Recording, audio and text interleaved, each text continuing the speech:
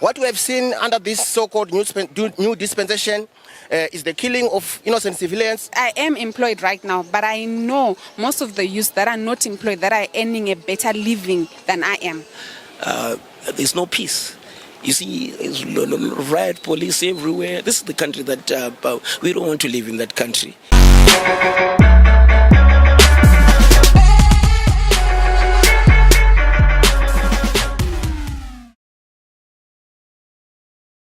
It was on the streets that Zimbabweans of all color, religion, race, and creed took it to the streets demanding that the then President Robert Gabriel Mugabe steps down. May his soul rest in peace. On November 21, 2017, Mugabe resigned and Palekezela Mpogo became the acting president of the country. Just 3 days after, President Mnangagwa was sworn in as president. The general sentiment was that after Mugabe, the only way was upwards. But 2 days after, what is in it for the young people with the new dispensation? And I'm going to go straight to my brother, Acie. It's been 2 years since the new dispensation and the swearing in of President Mnangagwa. How has been life for you as a young citizen in the country from 2017 to today?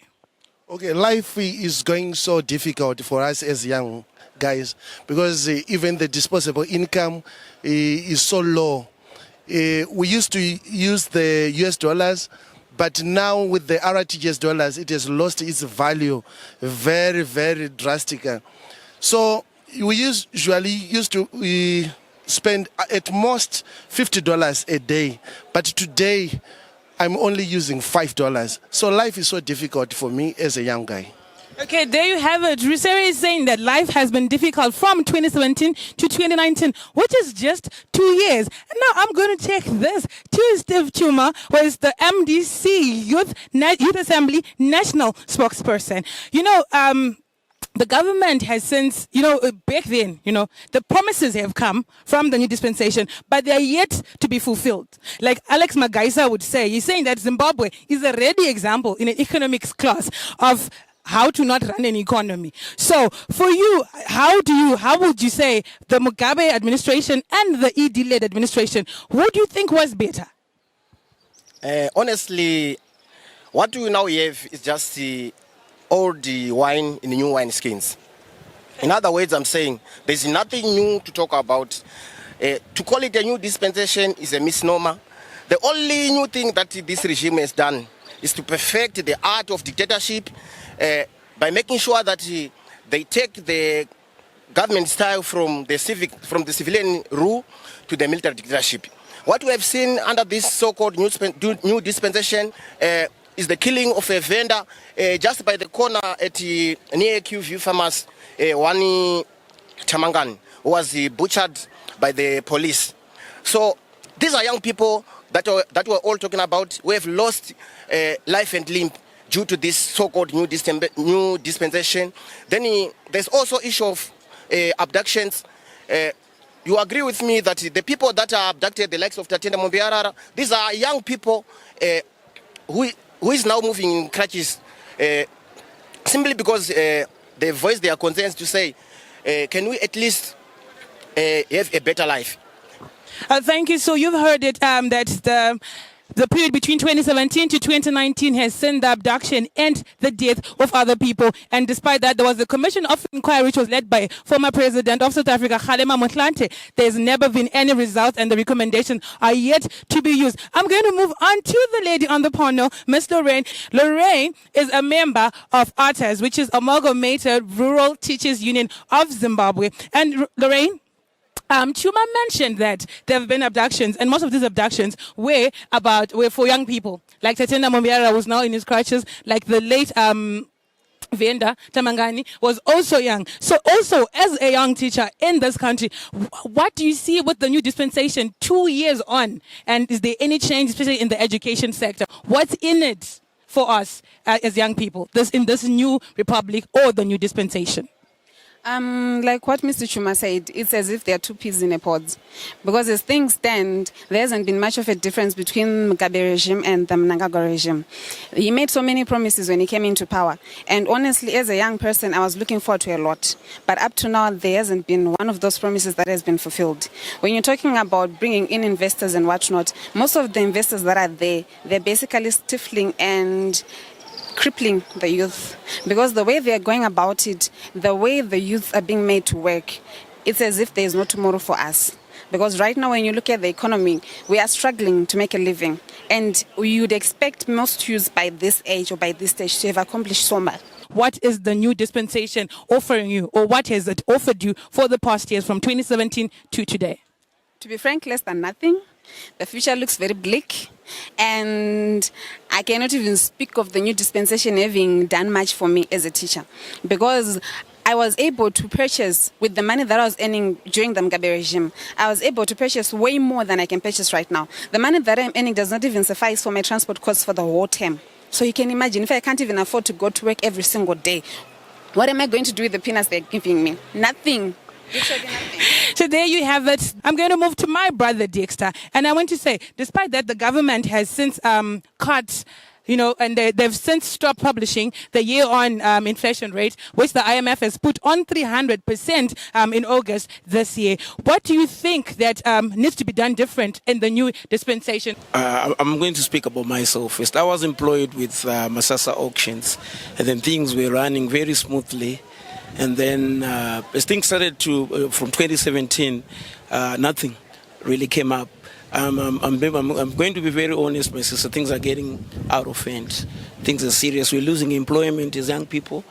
Nothing is happening. If we go even to the hood where I stay, to the neighborhood where I stay, you see a lot of people are taking drugs and alcohol because of what happened. So nothing is really happening at the moment because life is getting worse. Money has been eroded. You can check. There are a lot of people who are in the streets now trying to change the money. Things are worse. Things are worse. And then my savings from that company that I mentioned right now, Masasa Auctions, nothing has come out. The bosses say, hey, the current currency is being changed each and every time, and then we cannot give you what you've been saving for because I've been working for at least for about 10 years. And I'm just thinking and telling the authorities that as youth, we think that I think they should step up their game and try and do something for the living Zimbabweans. Like my brother here has said that, you see, there's a level of, there's no peace. You see, there's riot police everywhere. This is the country that we don't want to live in that country. We don't want to live in that country. There you have it. Coming from Dexter, who's saying that we can't live in a country whereby we have the riot police parading the streets like there's civil unrest in our nation. So I'm going to move on to my brother Owen, who is part of PYCD, which is Platform for Youth and Community Development. I agree with my brother who said it's just changing the label or changing the containers where you are pouring old wine. From 1980. We've seen opportunities for young people being eroded on a yearly basis. And now it's getting worse. It's now a manifestation of what we've been going through since 1980. Coming in of President Mnangagwa as president of Zimbabwe did not change anything. Because when you look from a policy framework, you see that the policy that this government, the new government, the so-called new government is putting in place does not instill confidence in the young people because it's not providing any opportunity for young people. Let's look during the Mugabe regime, there was the youth fund which was created and it was presided over by Savio Kasukuwere. It was looted. Recently, we had Minister of Finance coming up with the youth incentives to companies that would employ the youth. But we all know the behavior of these people in ZANU-PF. That they are creating a platform where they can loot. And also our policy framework is so partisan. The partisan nature of our police, the partisan nature of our institutions does not offer confidence to our young people to say, now they are now putting, yes, we have a government for us. No, we have no government. I can give you a very clear example. Recently they've reappointed Sidin Gata as executive chairperson of ZESA. Now is beyond the retirement age. Sidin Gata. So you ask yourself, in Zimbabwe, don't we have young people who are capable of being appointed to that position? If the new dispensation is serious about young people, it would have picked up a young person to fill that position. But to take someone who is beyond retirement age, it shows clearly that this government has got nothing to do with the young people. There you have it. Owen, sentiments at that.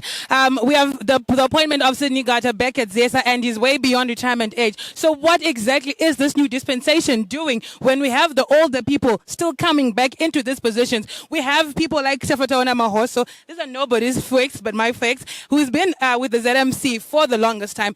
I just want, by raise of hands, I just want people in this panel who are formerly employed. Currently employed. Okay, so we have it. Lorraine is the one who is formally employed of this whole panel, and we have young people who are out there, they say, hustling, madiri, to make ends meet. So what has our nation really been reduced to? We never know. So Lorraine, I'm going to come back to you. We've heard there's unrest in our nation. We've had so many demos, we've had so many marches. And then, you know what, now we have the teachers and the doctors who have been striking, and the teachers, you've been trying to negotiate with the government for salary increases as you were feeling incapacitated. How has that been going for the young teachers? We're trying to simply meet up halfway with the government that at least there's an increase in salary that you can get to do your job in peace. As young teachers, like in my case, I've seen most of my co-workers that have got kids that are going to school, but they are facing a huge struggle in just affording to send them to school because the money that they're earning cannot suffice for their fees, for their transport costs to and from school. Those that are in boarding schools, the money that they are paying for fees on its own, it's a huge amount. And it's really surprising me how they're handling it, because I am speaking from my perspective when I don't even have a kid to take care of, but the responsibilities that I'm facing right now are immense, and the money that I'm earning does not even cover any of those. And like I said, I am employed right now, but I know most of the youth that are not employed that are earning a better living than I am. So the guise of being employed has lost its glitz or glamour in Zimbabwe, and this is within the new dispensation.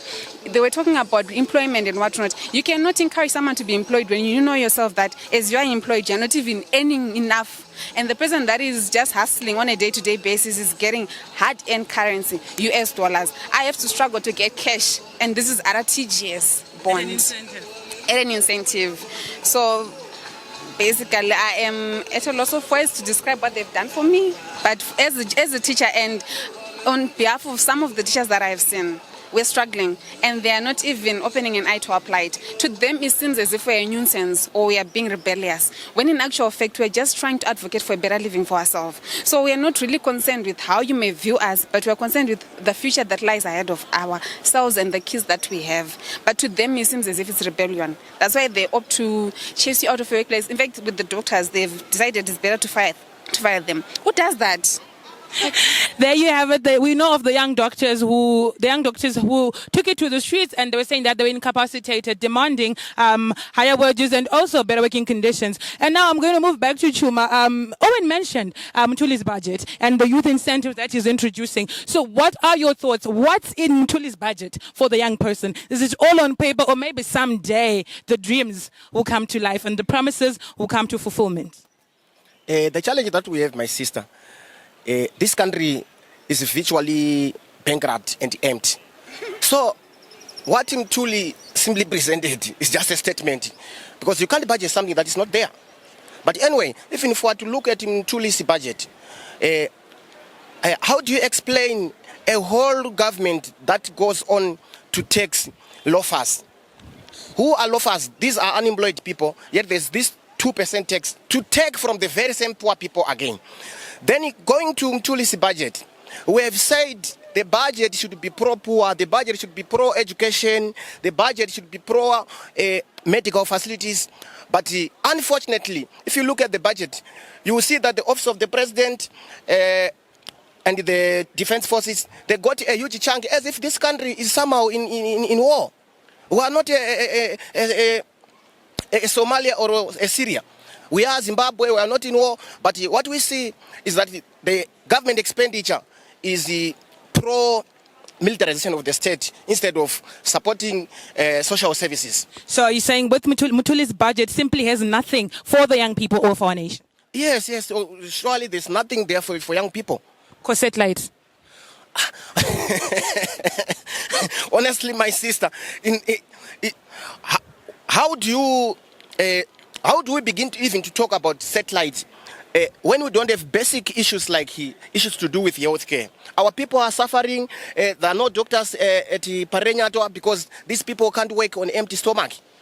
Then people prioritize satellite dishes. The only thing that this regime has done maybe is to rename roads that they found being there, just to make sure that they become immortal. From 2017 to 2019, our president has been globetrotting the nation, the world, the globe rather, and he's also been promising mega deals.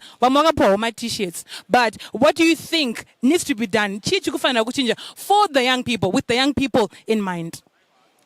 Okay, thank you so much. I think the first thing is for the government to accept that they failed. Okay, looking also into the budget, our finance minister is talking about growth. That is 63 billion worth of the budget.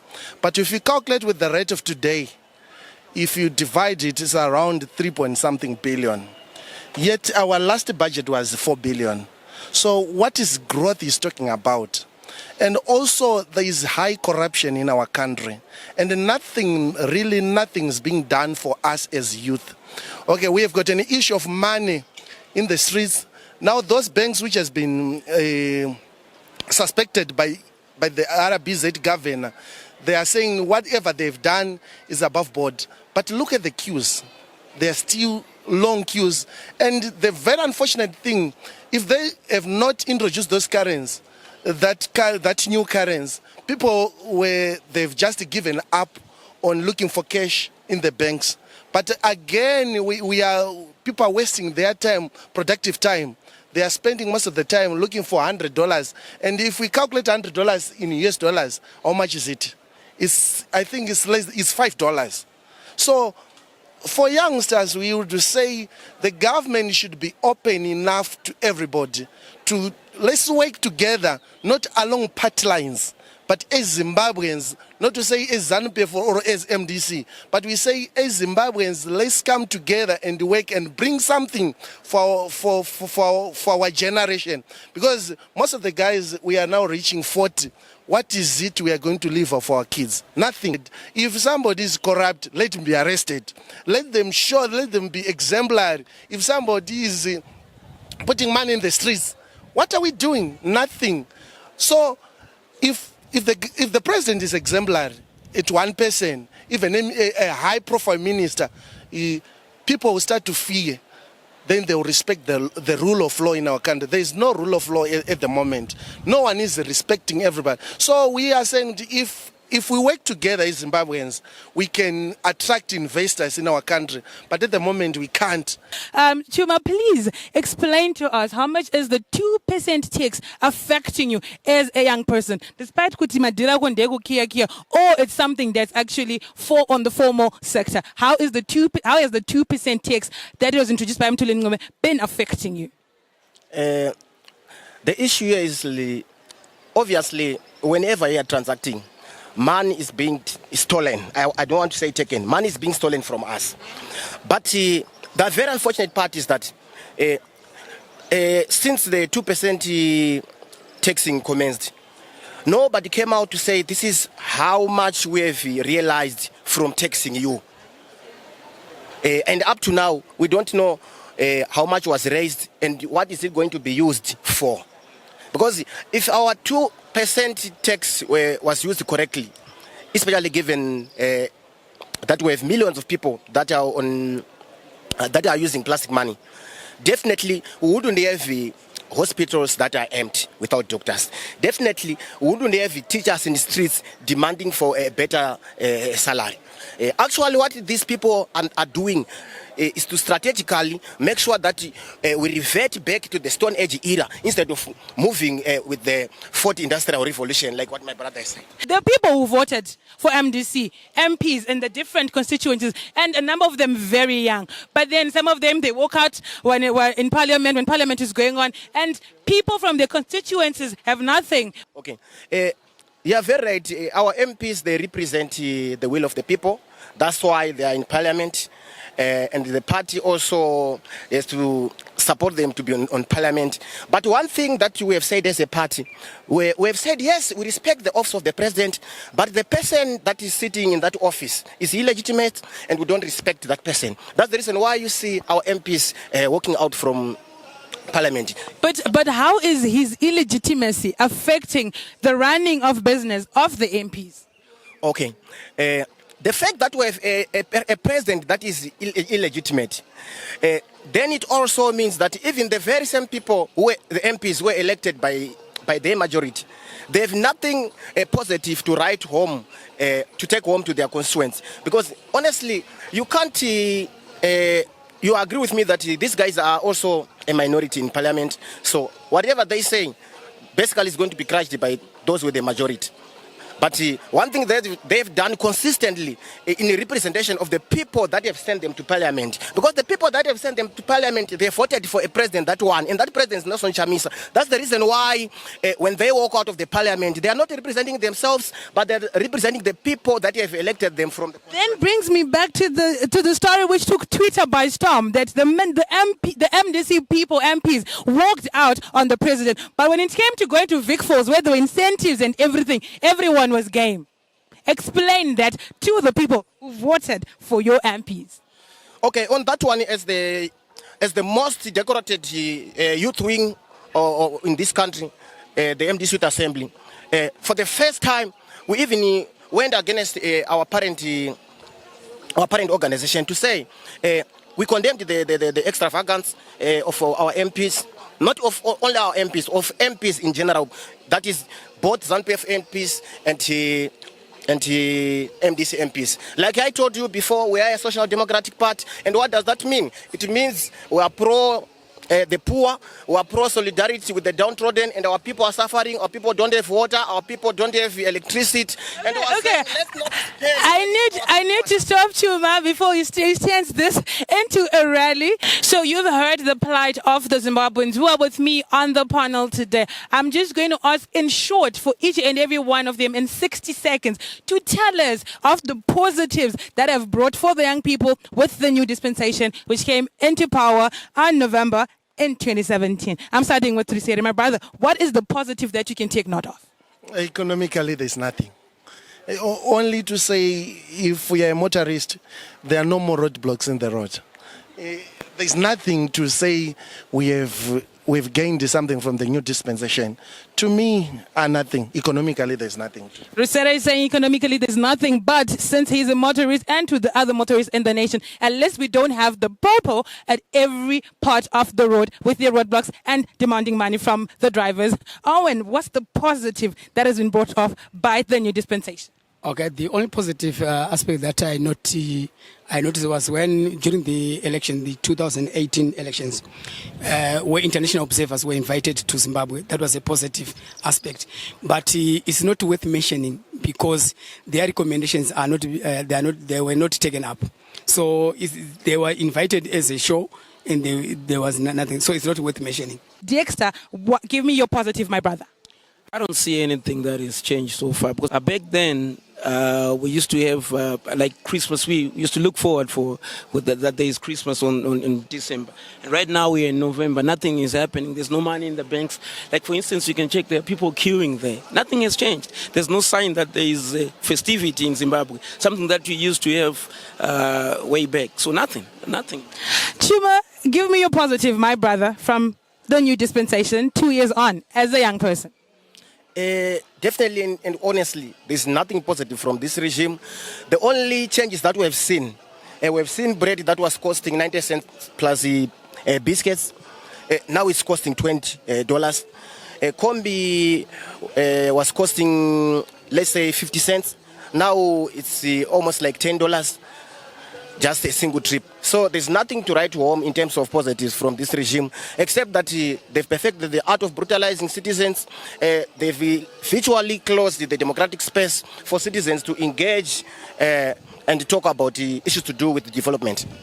There you have it. Lorraine, the only sister on the panel, please give me the positive.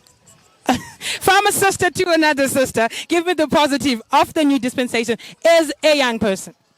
Funny you should ask that, because I was talking to my cousin just this morning, and the dude told me that the only positive that he can see, and I think that's the only positive that I saw also, is that before, like within the Mugabe regime, we're not free to speak our mind. Like, you literally not talk about politics in public. But within the new dispensation, we are free to speak our mind.